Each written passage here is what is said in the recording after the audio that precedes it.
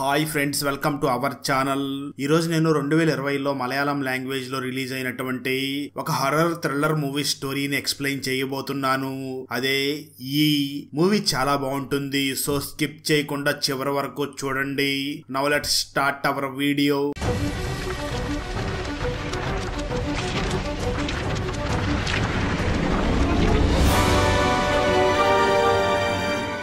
Open చేస్తే ఇద్దరు పండితులు ఒక చోట అనుష్ఠానం చేస్తూ ఉంటారు. వాళ్ళు అక్కడ ఒక అమ్మాయిని బలి ఇవ్వబోతూ ఉంటారు. అప్పుడే ఆ పండితులలో ఒక వ్యక్తి తన చేతిలోకి ఒక కత్తిని తీసుకుని ఆ అమ్మాయిని బలి ఇచ్చేస్తాడు. అక్కడ కట్ చేస్తే స్టోరీ 12 సంవత్సరాల తర్వాతకి వస్తుంది. చెన్నైలో ఒక అపార్ట్మెంట్ లో 4 ఫ్రెండ్స్ ఉంటారు. వాళ్ళల్లో ఒక అబ్బాయి పేరు Hari. Hari video editing work చేస్తూ ఉంటాడు. రెండవ అబ్బాయి పేరు కార్తీక్. కార్తీక్ ఒక డైరెక్టర్ గా ఉంటాడు. వారిలో మూడవది ఒక అమ్మాయి, తన పేరు అరు. 4వ అమ్మాయి పేరు జెన్నీ. హరి కొన్ని వీడియోస్ ని ఎడిట్ చేసి కట్ చేస్తూ ఆ వీడియోకి కొన్ని ఫన్నీ డైలాగ్స్ ని యాడ్ చేస్తాడు. ఆ విధంగా ఒక అద్భుతమైన వీడియోని క్రియేట్ చేస్తాడు. వెంటనే హరి ఆ వీడియోని తన ఫ్రెండ్స్ కు చూపించగా తన ఫ్రెండ్స్ అందరూ కూడా హరిని బాగా పొగుడుతారు. కానీ కార్తిక్ మాత్రం ఇందులో ఏముంది, ఎవరో ఒక వీడియోని కట్ చేసి ఇంకొక వీడియోని తయారు చేయడాన్ని ఎవరైనా చేస్తారు. రియల్ వీడియో మనదై ఉండాలి, ఒరిజినల్ వీడియో అయి ఉండాలి, అప్పుడే అందులో చాలా మజా వస్తుంది అని అంటాడు. ఆ మాటలు వినగానే అరు కార్తిక్ ని చూసి, నువ్వేదో ఒరిజినల్ షాట్స్ తీస్తున్నట్టుగా చెప్తున్నావు, నువ్వు ఫస్ట్ తీసి చూపించు, ఆ తర్వాత ఇతరులకి చెప్పు అని అంటుంది. అప్పుడు కార్తిక్, ఈ టాపిక్ మీద మనకి ఆల్రెడీ చాలా వాదన జరిగింది, ఇంకా చాలు అని అంటాడు. అయితే అరు మాత్రం, లేదు కార్తిక్, నువ్వు ఖచ్చితంగా ఏదో ఒకటి చేసి తీరాలి, దానికోసం ఇదే మంచి టైం అని అంటుంది. అప్పుడు హరి కూడా, ఇప్పటి వరకు నువ్వు నీ బ్రేకప్ గురించి ఆలోచిస్తూ ఉన్నావు, నీకు అంతకన్నా ఇంకో మంచి అమ్మాయి కనిపిస్తుంది, నువ్వు కేవలం నీ పని మీద ఫోకస్ చెయ్యి అంటాడు. ఆ మాటలు విన్న జెన్నీ కూడా, అవును పదండి ఏదో ఒకటి చేద్దామని అంటుంది. దానికి కార్తీక్, మీరు కరెక్ట్ గానే చెప్తున్నారు ఫ్రెండ్స్, కానీ నేను కేవలం ఆపర్చునిటీ కోసం వెయిట్ చేస్తున్నాను అని అంటాడు. అయితే అరు మాత్రం, ఆపర్చునిటీ నీ దగ్గరికి వెతుక్కుంటూ వస్తుందా, నువ్వే ఆపర్చునిటీ కోసం వెతుక్కుంటూ వెళ్ళాలి, ప్లాన్ ని ఎగ్జిక్యూట్ చెయ్యాలి, నువ్వు మూవీ తీయడాన్ని వదిలేసేయి, నువ్వు ముందు ఒక డాక్యుమెంటరీ చేసి చూపించు, అప్పుడు నేను ఒప్పుకుంటాను అని అంటుంది. వారి మాటలు విన్న కార్తీక్ కూడా సరే అని అంటాడు. ఆ తర్వాత ఈ 4 ఫ్రెండ్స్ కలిసి ఒక డాక్యుమెంటరీ తెయ్యాలి అని డిసైడ్ అవుతారు. కొన్ని డేస్ బ్యాక్ కార్తీక్ వాళ్ళ నాన్న కార్తీక్ మరియు అతని ఫ్రెండ్స్ దగ్గరికి ఒక ప్రాజెక్ట్ తీసుకుని వచ్చి ఉంటాడు. ఆ ప్రాజెక్ట్ పేరు ఆల్జీమర్స్. అది ఒక టైప్ ఆఫ్ రోగం. దీని మీదనే ఈ ఫ్రెండ్స్ అందరూ కలిసి ఇప్పుడు డాక్యుమెంటరీ తీయబోతూ ఉంటారు. ఆ తర్వాత కార్తీక్ హరి ఇద్దరూ కలిసి సిటీలో ఒక పెద్ద హాస్పిటల్ కి వెళ్లి అక్కడ డాక్టర్ సుధాని కలుస్తారు. ఆ డాక్టర్ సుధా వీళ్ళకి ఆల్జీమర్స్ పేషెంట్ లిస్ట్ ఇస్తుంది. కార్తీక్ హరి అక్కడి నుంచి బయటికి వస్తూ ఆ లిస్ట్ లోని పేర్లు చదువుతూ ఉంటారు. ఆ పేర్లలో ఒక పేరు మాల్తి రాతి వార్డ్ అని ఉంటుంది. అది విన్న కార్తీక్, ఇది మా స్కూల్ టీచర్ పేరు, సరే అయితే మనం ఆ టీచర్ మీదనే డాక్యుమెంటరీ చేద్దామని అంటాడు. ఆ తర్వాత హరి కార్తీక్ ఇద్దరు కలిసి వాళ్ళకి కామన్ ఫ్రెండ్ అయినటువంటి అలెక్స్ దగ్గరికి వెళ్తారు. నిజానికి ఈ అలెక్సే వీళ్ళు తీయబోతున్న డాక్యుమెంటరీ కోసం కెమెరాస్ ని, లైట్స్ ని, అలాగే లేబర్ ని కూడా అరేంజ్ చేయబోతూ ఉంటాడు. ఆ తర్వాత రోజు ఈ ఫ్రెండ్స్ అందరూ కలిసి మాలతి మేడం గ్రామానికి వచ్చి మాలతి ఇంటి దగ్గరికి వస్తారు. ఆమె ఇల్లు అడవికి దగ్గరగా ఉంటుంది. అక్కడికి టూరిస్టులు అందరూ కూడా చూడడానికి వస్తూ ఉంటారు. ఆ ప్లేస్ కొద్దిగా భయంకరంగానే ఉంటుంది. ఆ తర్వాత అందరూ కూడా ఆల్జీమర్స్ పేషెంట్ అయినటువంటి మాలతి ఇంకా ఆమె కూతురు అయినటువంటి అధీరాన్ని కలుస్తారు. నిజానికి కార్తీక్ మాలతి మేడం కి మేము ఇక్కడికి డాక్యుమెంటరీ చేయడానికి వస్తున్నామని చెప్పి ఉంటాడు. అందువల్ల మాలతి అందరితో, మీరు వెళ్లి రెస్ట్ తీసుకోండి, రేపటి నుంచి మనం వర్క్ స్టార్ట్ చేద్దాం అని అంటుంది. మాలతి వాళ్ళ ఇల్లు నిజానికి చాలా పెద్దదిగా ఉంటుంది. అందువల్ల కార్తీక్ ఇంకా అతని ఫ్రెండ్స్ ఆ ఇంట్లోనే ఉందామని డిసైడ్ అవుతారు. అప్పుడే అధీరా, మీకు ఈ ప్లేస్ బాగా నచ్చుతుంది, ఇక్కడికి కొంతమంది ఫారినర్స్ కూడా ఉండడానికి వస్తూ ఉంటారు, అందువల్ల మీకు ఇక్కడ అన్ని దొరుకుతాయి అని చెప్తుంది. ఆ మాట వినగానే కార్తీక్ మరియు తన ఫ్రెండ్స్ చాలా హ్యాపీగా ఫీల్ అవుతారు. ఆ రోజు సాయంత్రం అందరూ ఒక ప్లేస్ లో కూర్చుని ఉండగా హరి అక్కడ ఉన్న వాటర్ లోకి రాయిని విసిరేస్తాడు. అది చూసిన అక్కడ పనిచేసే మనిషి అతని మీద చాలా గట్టిగా అరుస్తూ, అసలు నువ్వేం చేసావు, ఆ వాటర్ లో మునిగి అధీరా నాన్న మీనన్ చనిపోయారు అని చెప్తాడు. ఆ విషయం వినగానే హరి చాలా భయపడతాడు. వెంటనే హరి అక్కడి నుంచి పరిగెత్తుకుంటూ తన ఫ్రెండ్స్ అందరూ దగ్గరికి వెళ్లి కూర్చుంటాడు. అప్పుడు మాలతి ఆ నౌకర్ని తిడుతూ, ఇదేమిటి కచోమని, నువ్వు పిల్లల్ని ఎందుకు భయపెడుతున్నావు అని చెప్పి ఆ ఫ్రెండ్స్ అందరినీ చూసి, పిల్లలు మీరు ఆ చెరువు దగ్గరికి వెళ్ళకండి అని చెప్తుంది. ఆ తర్వాత మాలతి డైరెక్టర్ కార్తిక్ ని చూసి నేను ఫస్ట్ టైం షూటింగ్ లో పార్టిసిపేట్ చేయబోతున్నాను, ఇదంతా ఎలా చెయ్యాలో నాకు అస్సలు తెలియదు, ఏం మాట్లాడాలో ఏం మాట్లాడకూడదో కూడా తెలియదు, నేను ఎలా చెయ్యాలో ఆ విషయాలన్నీ కూడా నాకు అర్థమయ్యేలాగా చెప్పు అని అడుగుతుంది. దానికి కార్తిక్ మీరు టెన్షన్ తీసుకోకండి మేడం, ఇది సింపుల్ డాక్యుమెంటరీ అంతే, మనం మీ డాక్యుమెంటరీని నార్మల్ గానే షూట్ చేద్దామని చెప్తాడు. అప్పుడే అక్కడికి అధీరా వచ్చి మాలతికి పడుకునే టైం అయ్యింది అని చెప్పి మాలతిని తీసుకుని లోపలికి వెళ్ళిపోతుంది. రాత్రి అయినందువల్ల అందరూ కూడా నిద్రపోవడానికి లోపలికి వెళ్ళిపోతారు. ఆ తర్వాత కొంచెం సేపటికి ఆ వాటర్లో నుంచి ఏదో బయటికి వస్తుంది. అప్పుడే ఎవరో హరి రూమ్ డోర్ ని కొడుతూ ఉంటారు. తనని విసిగించడానికి తన ఫ్రెండ్స్ ఇలా చేస్తున్నారు అని హరికి అనిపించి వాళ్ళని బాగా తిట్టి అక్కడి నుంచి వెళ్ళమని చెప్తాడు. కానీ అప్పుడే సడన్ గా డోర్ దగ్గర పెట్టి ఉన్న చైరు ఒకటి తనంతట తానుగా హరి దగ్గరికి వస్తుంది. ఆ సంఘటనని చూసి హరి చాలా భయపడిపోతాడు. ఆ తర్వాత హరి భయపడిపోయి దుప్పటిని తీసి చూడగా తన దగ్గరికి ఎవరో ఒక ఆత్మ వస్తుంది. ఆ నెక్స్ట్ మినిట్ ఆ ఆత్మ మళ్ళీ మాయమైపోతుంది. ఇదంతా చూసి హరి ఇంకా చాలా భయపడిపోతాడు. ఆ తర్వాత రోజు అందరూ కూడా డాక్యుమెంటరీ షూటింగ్ ని స్టార్ట్ చేస్తారు. అప్పుడే అక్కడ పనిచేసే పని మనిషి కూతురు యానా కూడా వస్తుంది. ఆ తర్వాత అందరూ కూడా బ్రేక్ఫాస్ట్ చేయడానికి కూర్చుంటారు. అక్కడ మాలతి డైలీ లైఫ్ నంతా కూడా షూట్ చేస్తూ ఉంటారు. తర్వాత అందరూ కూడా బ్రేక్ఫాస్ట్ చేస్తూ ఉండగా ఆ సమయంలో కార్తిక్ సాంబార్ ఇవ్వమని ఆ మాలతి టీచర్ ని అడుగుతాడు. దాంతో మాలతి వెంటనే కార్తిక్ కి సాంబార్ ఇవ్వబోతూ సడన్ గా తనకి సాంబార్ ఆపకుండా పోస్తూ ఉంటుంది. ఈ విషయం కార్తిక్ కి కొంచెం విచిత్రంగా అనిపిస్తుంది. అప్పుడు అధీరా తన అమ్మకి ఇక చాలు ఎక్కువ అయ్యింది అని చెప్పి ఆపుతుంది. అప్పుడే మనకి ఆ షూటింగ్ ద్వారా ఆల్జీమర్స్ వ్యాధి గురించి చెప్పడం స్టార్ట్ చేస్తారు. డాక్టర్ ఆల్జీమర్స్ అనే వ్యక్తి ఈ వ్యాధిని కనుక్కున్నాడు. అందుకే ఈ వ్యాధికి ఆల్జీమర్స్ అనే పేరు వచ్చింది. ఆ వ్యాధి ఉన్న మనుషులు చాలా విషయాల్ని మర్చిపోతారు. తమ మనసులు, దగ్గరలో ఉన్న ప్లేస్లు, ఇలాంటివన్నీ కూడా ఆ వ్యాధి వచ్చిన వాళ్ళకి అసలు గుర్తు ఉండవు. వాళ్ళ స్వభావంలో కూడా మార్పు వస్తుంది. ఇవన్నీ ఆ వ్యాధి లక్షణాలు అని చెప్తారు. ఆ తర్వాత అధీరా మరియు మాలతీల షూటింగ్ అయిపోయిన తర్వాత అధీరా తన అమ్మ వ్యాధి గురించి చెప్పడం స్టార్ట్ చేస్తుంది. కొన్ని నెలల క్రితం మా అమ్మ టెంపుల్ కి వెళ్ళింది, కానీ తిరిగి వచ్చే దారి మాత్రం మర్చిపోయింది. అప్పుడే అమ్మని హాస్పిటల్లో డాక్టర్కి చూపించాం. అప్పుడు మాకు ఆల్జీమర్స్ వ్యాధి ఉంది అని తెలిసింది. అది కూడా ముందు స్టేజ్లో ఉందని తెలిసింది. అప్పటి నుంచి నేను అమ్మని చూసుకోవడం స్టార్ట్ చేశాను అని అందరికీ చెప్తుంది. ఆ తర్వాత అందరూ కూడా చైర్ వైపు చూస్తారు, కానీ ఆ చైర్లో మాలతి ఉండదు. అది చూసి అందరూ కూడా చాలా భయపడతారు. దాంతో వెంటనే మాలతిని వెతకడం స్టార్ట్ చేస్తారు. మరోపక్క మాలతి ఆ చెరువు దగ్గరికి వెళ్లి కొద్దిగా విచిత్రంగా ప్రవర్తిస్తూ ఉంటుంది. కొద్దిసేపటి తర్వాత అధీరా ఆ వాటర్ దగ్గరికి వెళ్తుంది, కానీ అక్కడ మాలతి ఉండదు. అప్పుడే కార్తిక్ మరియు అతని ఫ్రెండ్స్ అధీరాకి మీ అమ్మ ఇక్కడ ఉంది అంటూ అరుస్తారు. మాలతి ఒక ప్లేస్ లో నిలబడి ఎగురుతున్న కొన్ని కీటకాలని చూస్తూ ఉంటుంది. అదే సమయంలో అధీరా అక్కడికి వచ్చి తన అమ్మని స్పృహలోకి తీసుకుని వస్తుంది. కానీ సడన్ గా మాలతి తన కూతురిని అక్కడి నుంచి తీసుకుని వెళ్లిపోతుంది. ఈ సంఘటనని చూసిన కార్తిక్ మరియు అతని ఫ్రెండ్స్ అందరూ కూడా చాలా కంగారు పడిపోతారు. ఆ రోజు రాత్రి సమయంలో కార్తిక్ కి తన ఫ్రెండ్ అయినటువంటి అలెక్స్ గురకు వల్ల నిద్ర పట్టకుండా ఉంటుంది. కానీ అప్పుడే సడన్ గా కార్తిక్ కి బయట నుంచి కొన్ని శబ్దాలు వినిపిస్తాయి. దాంతో కార్తిక్ ఒక టార్చ్ లైట్ తీసుకుని బయట చూడడానికి వెళ్తాడు. రాత్రి ఆ ఇంట్లో ఎవరో అటు ఇటు తిరుగుతూ ఉంటారు, కానీ వాళ్ళెవరో కానీ కార్తిక్ కి కనిపించరు. అదే సమయంలో హాల్లో ఉన్న కుర్చీ తనంతట తానుగా కదులుతుంది. కార్తిక్ అది చూసి ఆ కుర్చీ దగ్గరికి వెళ్తాడు. అప్పుడే అక్కడ ఉన్న టీవీ తనంతట తానుగా స్టార్ట్ అవుతుంది. ఆ శబ్దాన్ని విని కార్తిక్ చాలా భయపడిపోయి వెంటనే రిమోట్ తో టీవీని ఆఫ్ చేస్తాడు. సరిగ్గా అదే సమయంలో కార్తిక్ ఎదురుగా మాలతి వచ్చి నిలబడుతుంది. అంటే నిద్రలో నడిచి వచ్చినట్లుగా అనిపిస్తుంది. ఆ తర్వాత మాలతి వెంటనే ఆ కుర్చీలో కూర్చుంటుంది. అప్పుడే మాలతి వెనకాలకి తన కూతురు అధీరా కూడా వచ్చి ఆ మాలతిని స్పృహలోకి తీసుకుని వచ్చి వెంటనే తన అమ్మ మాలతిని నిద్రపుచ్చడానికి తన రూమ్ లోకి తీసుకుని వెళ్లిపోతుంది. ఇదంతా చూసిన కార్తిక్ చాలా బాధపడతాడు. అయితే ఆ తర్వాత రోజు మార్నింగ్ మాలతి నౌకరు పేపర్ చదువుతూ ఉంటాడు. ఆ న్యూస్ ని మాలతి వింటూ ఉంటుంది. అప్పుడే అక్కడికి కార్తిక్ వస్తాడు. మాలతి కార్తిక్ ని చూసి ఈ రోజు నువ్వు తొందరగా తొందరగా లేచావు?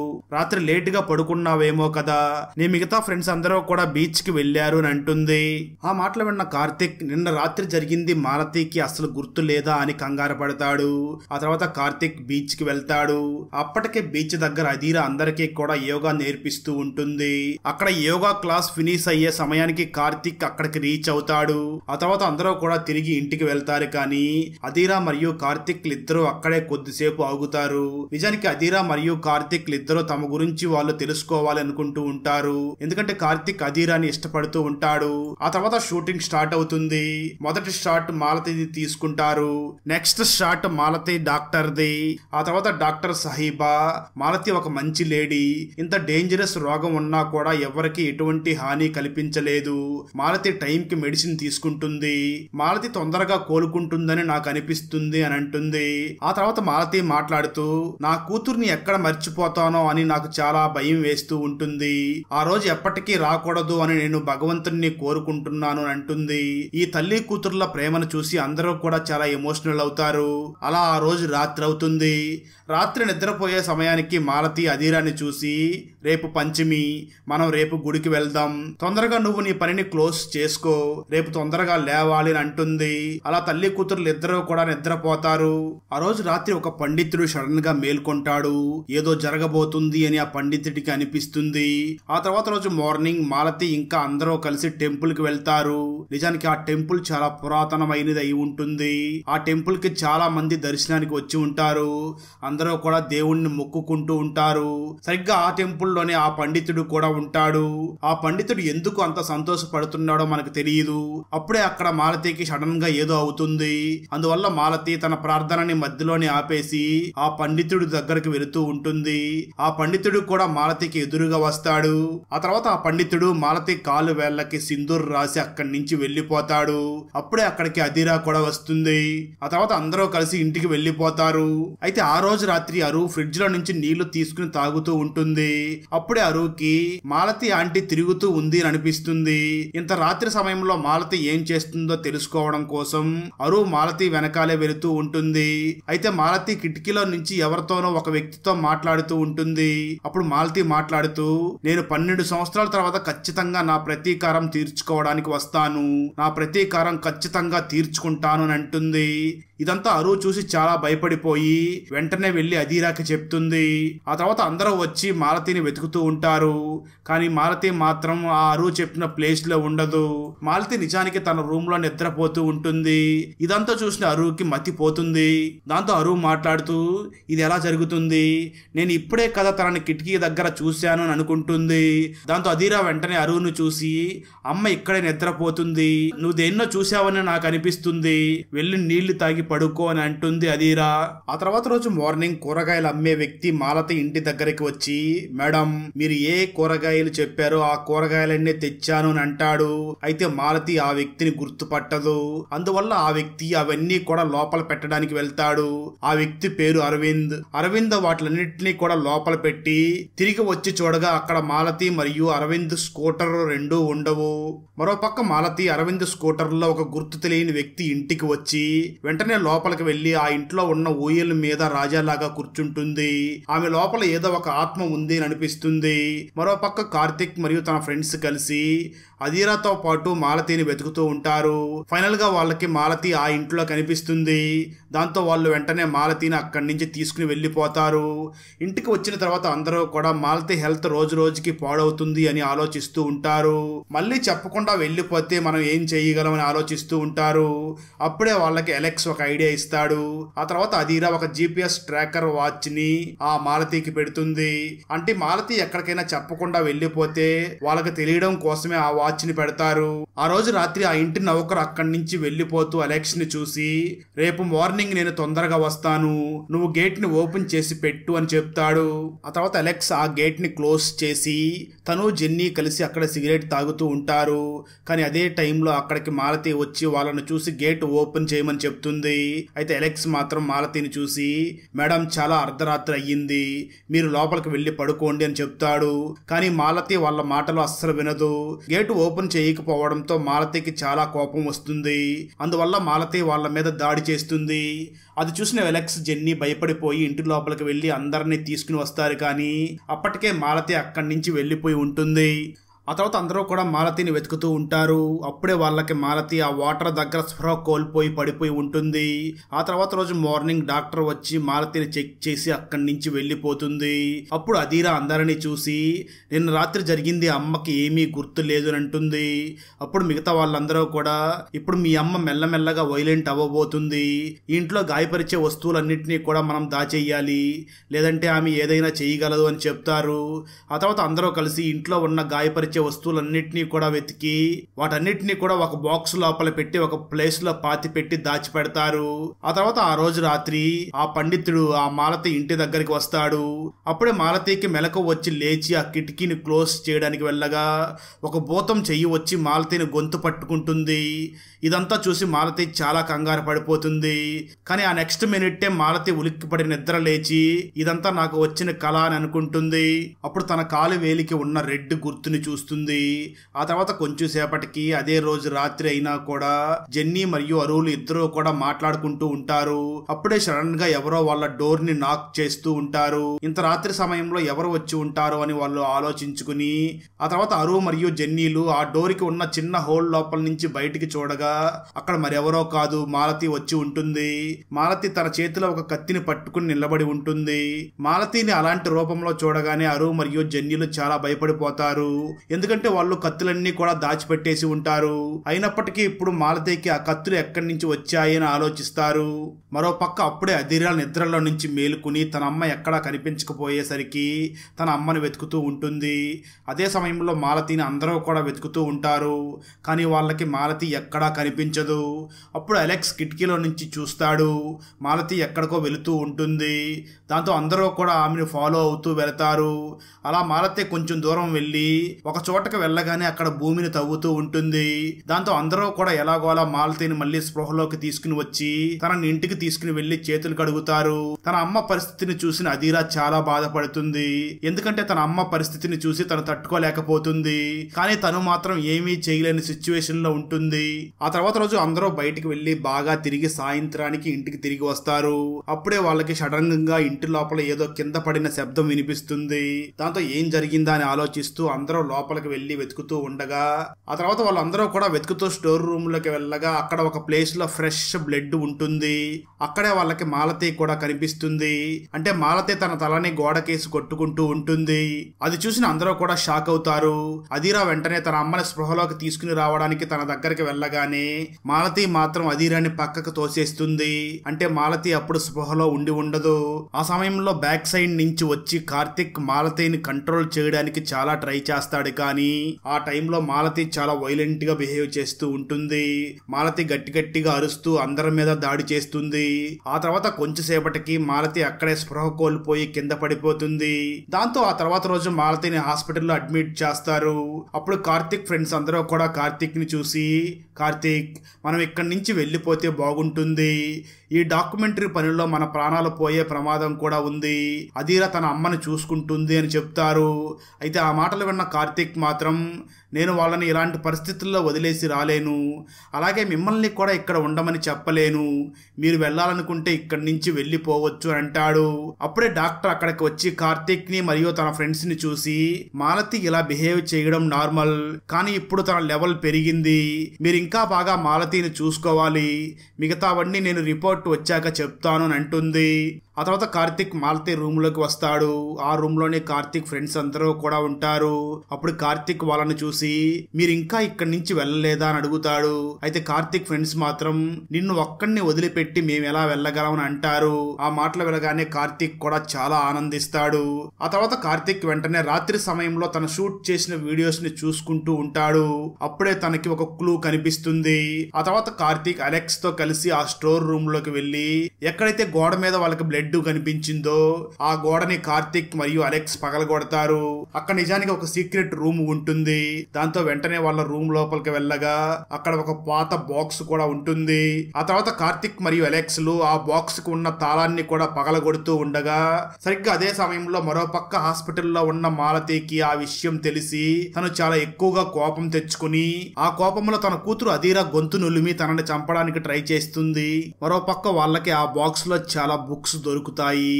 ఆ బుక్స్ లోపల వాళ్ళకి మాలతి పాత ఫోటో ఒకటి కనిపిస్తుంది.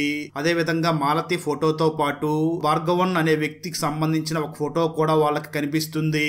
కార్తిక్ ఆ ఫోటోని చూసి ఇతను మా టీచర్, ఇతను మాకు సాంస్క్రిట్ లాంగ్వేజ్ టీచ్ చేసేవాడు, కానీ ఇవన్నీ ఇక్కడికి ఎలా వచ్చాయి అని అంటాడు. అందువల్ల కార్తిక్ మరియు అతని ఫ్రెండ్స్ అందరూ కలిసి కార్తిక్ కాలేజీకి వెళ్లి ఆ భార్గవన్ సార్ గురించి అడుగుతారు. అప్పుడు ఆ కాలేజ్ ప్రిన్సిపల్ మాట్లాడుతూ భార్గవ్ సార్ 10 లేదా 12 సంవత్సరాల క్రితమే ఇక్కడి నుంచి వెళ్లిపోయారు, ఇప్పుడు అతను ఎక్కడ ఉంటున్నాడో కూడా ఎవరికీ తెలియదు అని చెప్తుంది. ఆ తర్వాత కార్తిక్ అధీరాని తీసుకుని ఇంటి లోపలికి వస్తాడు. అప్పుడు ఆ టైంలో జెన్నీ ఆ బాక్స్ లో ఉన్న ఒక రెడ్ కలర్ బుక్ ని చూస్తుంది. హరి మరియు జెన్నీలు ఇద్దరు కూడా ఆ బుక్ ను ఓపెన్ చేసి చూడగా ఆ బుక్ లో విచిత్రమైన డ్రాయింగ్స్ అన్ని కనిపిస్తాయి. అలాగే ఆ బుక్ లో అనుష్ఠానం గురించి కూడా రాసి ఉంటుంది. హరి వాటి గురించి ఇంటర్నెట్ లో సెర్చ్ చేస్తాడు. అప్పుడే అతనికి ఆ బుక్ లోపల బ్లాక్ మ్యాజిక్, సాక్రిఫైజెస్, వివిధ రకాల అనుష్ఠానాల గురించి రాసి ఉన్నట్లుగా తెలుస్తుంది. ఆ తర్వాత కొద్దిసేపటికి అధీరా డాక్టర్ ఇదంతా వ్యాధి వల్ల జరుగుతుంది అని చెప్తుంది కదా, కానీ ఇక్కడ వేరేదేదో జరుగుతుంది. లేదంటే హాస్పిటల్లో అమ్మ నా మీద అలా దాడి చెయ్యదు, అక్కడ స్టాఫ్ నన్ను కాపాడారు, స్టాఫ్ లేకపోతే అసలు ఏం జరిగి ఉండేదో కూడా నేను ఊహించుకోలేకపోతున్నాను అంటుంది. ఆ తర్వాత అందరూ కూడా ఆ బుక్ గురించి ఆలోచిస్తూ ఉండగా అప్పుడే అధీరా ఆ బుక్ లోని ఒక పేజీని చూస్తుంది. ఆ పేజ్ లో డిఫరెంట్ టైప్స్ ఆఫ్ డ్రాయింగ్స్ కనిపిస్తాయి. దాన్ని చూసిన అధీరా కొద్దిగా బాధపడుతుంది. ఆ తర్వాత అక్కడి నుంచి లేచి తన రూమ్ లోకి వెళ్లిపోతుంది. ఆ తర్వాత రోజు కార్తిక్ మరియు అలెక్స్ లు వేరే ఎవరి గురించో మాట్లాడుకుంటూ ఉంటారు. అప్పుడు కార్తిక్ ఇతను డాక్టర్ కృష్ణమూర్తి, ఇతను ఈ సిటీలోనే ఉంటాడు, ఇతనికి వీటి గురించి బాగా తెలుసు, బహుశా ఇతనే మనకి ఏదైనా సహాయం చేయవచ్చు అని అంటాడు.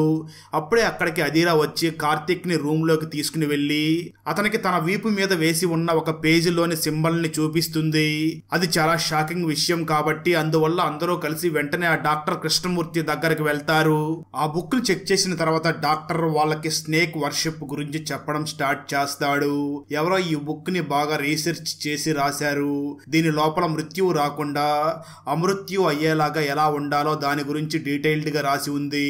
కానీ ఇదంతా సత్యం కాదు, మీరు కన్ఫ్యూజ్ అవ్వవద్దు, ఇది ఒక ఫిక్షనల్ బుక్, దీన్ని ఒక రచయిత బాగా లోతుగా రాశాడు, అంటే దీనిలో రాసిందంతా నిజం అనేలాగా బాగా రాశాడు.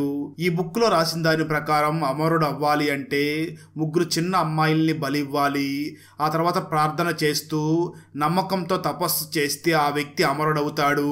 ఎవరెవరిని ఆ బలి కోసం చూస్ చేసుకుంటారో వాళ్ళ మీద ఈ సింబల్ ని వేస్తారు అని చెప్తాడు.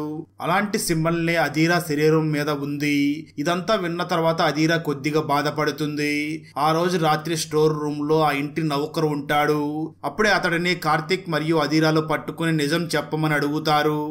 ఇక్కడే భయంకరమైన ట్విస్ట్ రివీల్ అవుతుంది. మూవీ స్టార్టింగ్ లో 2 పండితులు ఎవరో ఒక అమ్మాయిని బలిస్తున్నారు కదా, ఆ పండితులలో ఒకరు భార్గవన్. అతను ఆ పాత బుక్స్ ని చదివి పిల్లలని బలిచ్చి అమరుడు అవ్వాలి అనుకుంటూ ఉండి ఉంటాడు. ఆ టైంలో బలివ్వబోయింది మరి ఎవరినో కాదు, అధీరానే. అంటే దాని అర్థం అధీరా చిన్నగా ఉన్నప్పుడు అప్పుడే ఆ టైంలోనే ఆమె శరీరం మీద ఒక గుర్తుని వేసి ఉంటారు. కానీ బలివ్వబోయే లోపే అక్కడికి అధీరా అమ్మాయినటువంటి మాలతి వస్తుంది. అక్కడ ఆ సాక్రిఫైస్ అనుష్ఠానం జరుగుతూ ఉంటుంది. దాంతో తన కూతుర్ని కాపాడడానికి ఆ భార్గవను చంపేస్తుంది. ఆ టైంలో అధీరాన్ని బలి ఇవ్వలేకపోయి ఉంటారు. ఆ టైంలోనే భార్గవన్ చనిపోయి ఉంటాడు. అప్పుడు అక్కడ ఉన్న ఇంకొక పండితుడు అక్కడి నుంచి పారిపోయి ఉంటాడు. ఆ తర్వాత నౌకరు మరియు మాలతి కలిసి ఆ భార్గవన్ శవాన్ని గార్డెన్ లో గుంత తవ్వి పాతి పెట్టేస్తారు. ఆ తర్వాత అక్కడ ఉన్న బుక్స్ అన్నిటినీ కూడా ఒక బాక్స్ లో పెట్టి ఆ బేస్మెంట్ లోపల దాచిపెట్టి ఉంటారు. ఆ బాక్స్ ఇప్పుడు వీళ్ళకి దొరికి ఉంటుంది.